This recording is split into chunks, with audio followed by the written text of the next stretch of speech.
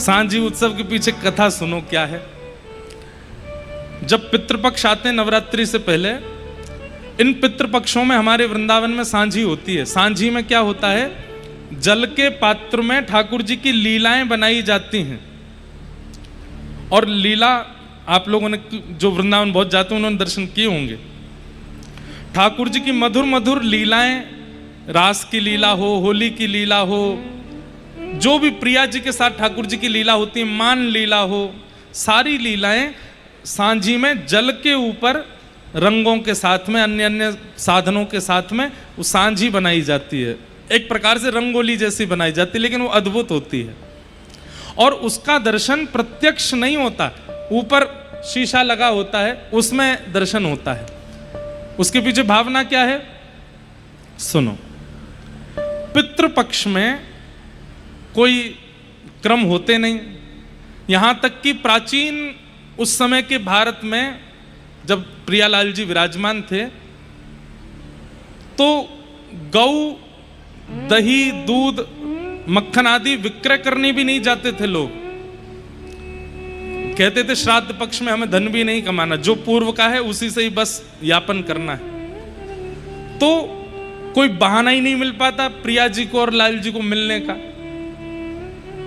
जिसके कारण प्रिया जी बहुत विरह में आ जाती हैं। श्री जी को बड़ा विरह है जाए कि अब लाल जी कब मिलेंगे, 15 दिनों को विरह कैसे सहूंगी मैं। तो सब सखियां मन में विचार करती हैं कि श्री प्रिया जी का विरह दूर कैसे हो। तो सब सखियां मिलकर के सांझी बनाती हैं प्रिया जी की। अब उस समय में फोटोज तो होते नहीं है कि आप अपने पूर्व की स्मृतियों को देख लो, वीडियोस देख लो, खुश हो जाओ, थोड़ा मन को शांति मिले। तो सखियां मिलकर के सांझी बनाती हैं। आज मान सरोवर पर प्रिया जी ने ऐसे मान किया, ठाकुर जी ऐसे मना रहे हैं, और उसका पूरा वो सांझी बनाती और प्रिया जी को लेकर के आती। जब प्रिया जी आकर के देखती बड़ी प्रसन्न हो जाती, पूरी स्मृति आ जाती, और जो विरह चित्त में हो रहा होता था ठाकुर जी से मिलने का, वो विरह कम हो जाता। ठाकुर जी को पता चली कि ऐसे सांझी बना बना के देख देख के प्रिया जी तो अपना विरह कम कर ले, मेरो का होएगा। सो ठाकुर जी बोले मैं क्या करूं। तो ठाकुर जी मधुमंगल थे, मधुमंगल एक काम कर। बोले कहा तू बरसाने में एक प्रचार करवाए दे। बोले कहा। बोले एक श्यामा नाम की एक सखी है, वाते बढ़िया सांझी कोई ना बनावे, बहुत बढ़िया सांझी बनावे। मधुमंगल ने पूर्णमासी के द्वारा पूरे बरसाने में हल्ला करवाई दियो कि सांझी सबसे सुंदर तो श्यामा सखी बनावे। तो ललिता विशाखा से बोली कहाँ है श्यामा सखी, बुलाओ, और बढ़िया सांझी बनेगी तो प्रिया जी को और विरह कम होएगा। बोले कल आ जाएगी। बोले हाँ कल बुलाओ। श्यामा सखी कोई और नहीं, ठाकुर जी सखी बन के गए। महाराज सुंदर चुनरी पहन के, नथनी डाल के, कानन में कुंडल, लाली बनवे में तो नेक समय लगे इनको। प्रेम से ठाकुर जी बढ़िया सुंदर श्रृंगार करके पहुंच गए। ऐसी गजगामनी चाल सखी देख करके गए, एरी श्यामा तो पे सांझी बनानी आवे। बोले हाँ। बोले कहाँ बनावेगी। बोले मैं बनाऊंगी नहीं, मैं सिखाऊंगी।